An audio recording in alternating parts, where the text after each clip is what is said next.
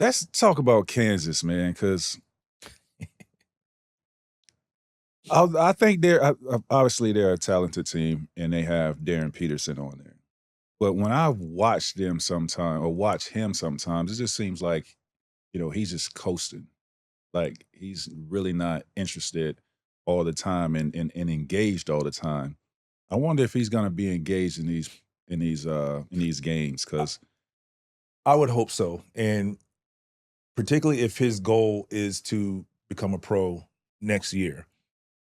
This is when all eyes are watching, even if you don't watch regular season, even if you don't watch tournament play, which obviously you're going to gravitate to Darren Peterson because you heard him talked about, you hear his name about being number one, you hear his name about not playing. So there's so much noise around him. This is his chance to kind of dead the noise. Yeah. And go out there and play. And like you said before about Kentucky, if you're Kansas and you're Darren Peterson looking to be the number one pick, you can't go out in the first round. You can. I don't feel like you can go out in the first or two rounds. I mean, now. So if they get past their first round, they'll potentially see St. John's in the second round. Ooh. So there's a good battle. But that's where he rises to the occasion. That's what I want to see. There you go. That's what I want to see. Yes, sir. For him, I feel like, and you would agree when I say this, developing the mentality of regardless of who you're playing, what time of year it is, especially in college, you should be playing one way all the time. Yeah.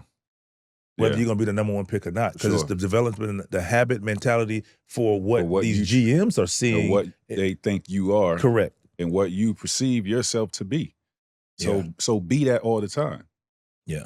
And he has that talent. He has that ability. And we don't know everything that, is possibly that was going on with him, the coach, or whatever the case may be. But I'm just saying. But big picture is you're trying to get to the league. Yes. You're trying to establish, obviously that's a goal to be the number one pick. I think his dad it's been documented that he said that that's what they want. Well, to go about it the way you guys have gone about it, I don't agree with it because now you're leaving doubt and putting a lot of question marks out there about you. Yeah. Because AJ DeBansa is playing great basketball as well. Yeah. And yes, some teams may not need a guard, a smaller guard. They may need a big guy or whatever the case may be. But at the same time, if your talent is undeniable, teams will figure it out. And he has that talent. He has that number one pick talent, just like DeBansa has that number one pick talent. So this is a great draft. I mean, you want to. I think the league. That's why some of these teams are doing what they're doing. You can fill in the blank as you may, but that's why some of the teams are doing what they're doing because the first 4 or 5 picks are potential franchise players. Yeah. Guys that you definitely need to watch in this tournament. And for me, it's some other guys that, you should watch in this tournament. I like the kid from Vanderbilt, Tyler Tanner. Man, shoot the cover out of it, I think. He's a small guy, 6 foot, because flamethrower, bro. He averaging like 19 on the season. He's the leader for Vanderbilt. Oh, yeah. So they're in the South bracket. Yeah. They have McNeese State with the potential to play Nebraska in the second round. Yeah. That's for Nebraska, Fred Hoiberg over there. I mentioned AJ DeBansa. They are a 6th seed in the West, plays the winner of Texas, NC State. So they should be able to beat both of those. I've watched Texas a few times. They're okay. NC State got some dogs. They got some dogs over there. Sir. They got some dogs. That's what they do have. Also in their bracket, Purdue and Miami. Who we talked about plays Jay extremely Lucas. Shout out to Jay Lucas. First year as a coach at Miami doing his thing. Yeah, he got those boys rolling over there. He got some dogs over there too. He could have been a coach of the year this year for me. Jay Lucas at Miami. Let's talk about Arkansas. Cow. Wow. Look at what they He left us. We got rid of him. He goes over there to another SEC school and wins the freaking SEC. Are you kidding me, bro? But that Darius Acuff, though, that kid's special. And if you don't have him in top 5 NBA draft this year, you're not doing a great job of scouting. Shout out to LIU. We got to get Ross Strickland. My God, Strickland, yes, sir. They have Arizona. But I'm happy for a lot of these guys. Shaheen Holloway, We got Coach of the Year, guys that I know. Nolan Smith, Tennessee State. Shout out to him. First year coach. Yeah. Right? Yeah. Now this is the best time of the year, man. I be locked in to all these games, and I stay up to sun up, sundown, watching games. I wish I had experiences, but I live vicariously through you guys. And it's a precursor of what the NBA life is like, in my opinion, because you go through preseason and you play some teams to get yourself established, get your feet wet into college basketball. You play regular season, you play some out-of-conference games, and then you play inside your conference to see what it's like. Then you get to your tournament. Now you're seeing a team a third, fourth time, possibly a fifth, who you already know. Yeah. But I'm talking about like your conference tournament. Mm-hmm. And you've seen a team, but now they figured you out. So it's kind of like the playoffs. Mm-hmm. But it's not yet the playoffs. And then you get to the tournament where it's win or go home. Yeah. So it's a lot of pressure. So now your execution is so important and imperative. So I can only speak from a top seed and the biggest thing for us being a number 1 seed was our focus. I just always remember Coach Smith, rest in peace, he always talked about, don't give him any life. From the beginning, show our dominance. Right. We are who they say we are. Yeah. If you remember, so my first year, Darvin Ham broke the backboard. Mm-hmm. That was against us. Mm-hmm. Yeah. That was my matchup, actually.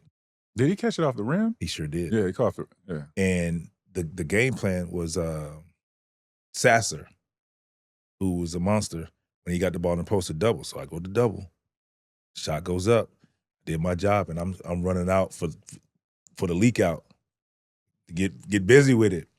By the time I got to half court or almost to half court, turn around, it sounded like a cymbal. Somebody took the cymbals in the band and that's what it sounded like. Darvin Ham sitting on the rim.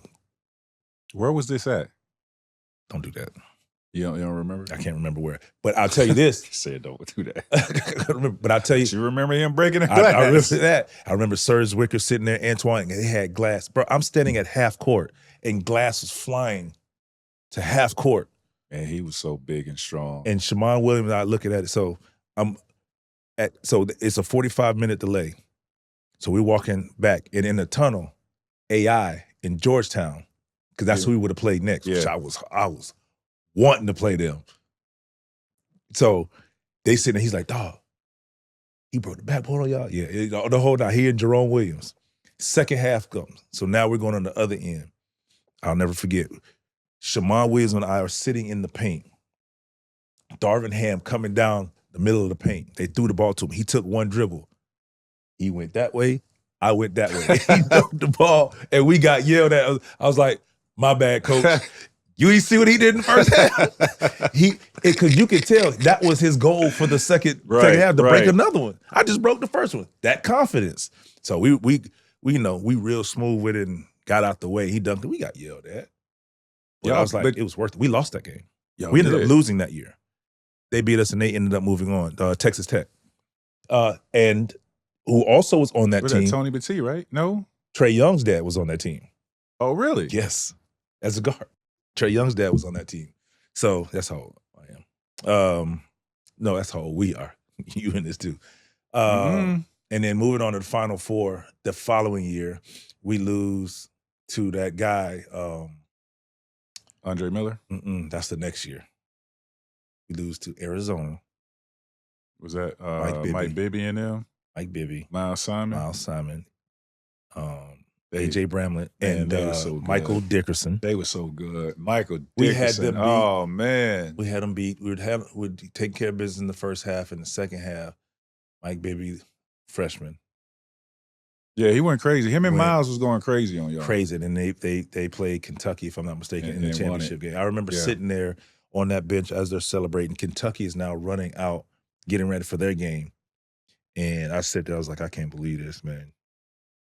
Go to the following year, which is my junior year. We going through it, remembering our team is as good.